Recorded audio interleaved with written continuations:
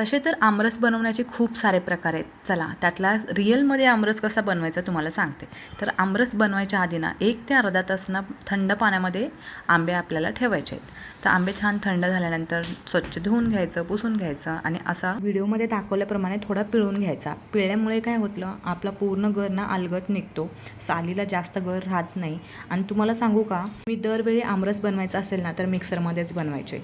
पण आज वेळेला म्हटलं चला थोडं वेगळं ट्राय करू. खूप वेळा मी अशी रील बघितली होती आणि काय सांगू तुम्हाला, असा झाला होता ना रस, एकच नंबर. पहिल्यांदा आम्ही अशी टेस्ट अनुभवली. तर तुम्ही पण मिक्सरपेक्षा ना असं हाताने चोळून रस काढून पहा. नंतर थोडं आपल्याला चवीनुसार साखर टाकायची आहे, वेलची टाकायची आणि आपल्याला जेवढं लागेल ना दूध, घट्ट पातळ तुम्हाला जसं आवडतं त्याप्रमाणे दूध ॲड करायचं. तर हा आमरस तुम्ही पुरीसोबत किंवा चपातीसोबत खाऊ शकता. आता आम्हाला थोडं तळणं, तेल वगैरे नको आहे, त्यामुळे मी चपातीसोबत एन्जॉय केला.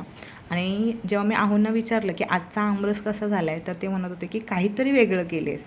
तर ते त्यांना पण समजलं नाही, पण काहीतरी वेगळं लागतं हे एवढं समजलं. चला मग तुम्ही पण करून पहा. आणि मिक्सरमधून आपण आमरस समजून ना जो ज्यूस पितो ना किंवा ज्यूस खातो ना, ते थोडं बाजूला ठेवून ही पद्धत एकदा फॉलो करा. आणि आमरस कसा झाला होता हे कमेंट करून नक्की सांगा. आणि तुम्हाला आमरससोबत चपाती आवडते की पुरी हे देखील सांगा बरं का. आता वरतून छान तुपाची धार सोडायची. सोबतच मी मसाले भातसुद्धा केला होता आणि छान कडधान्याची आमटी केली होती.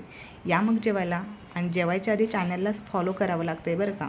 आणि जे कोणी यूट्यूबमधून बघत असतील त्यांनी सबस्क्राईब पण करा. चला भेटू पुढच्या व्हिडिओमध्ये. तोपर्यंत बाय.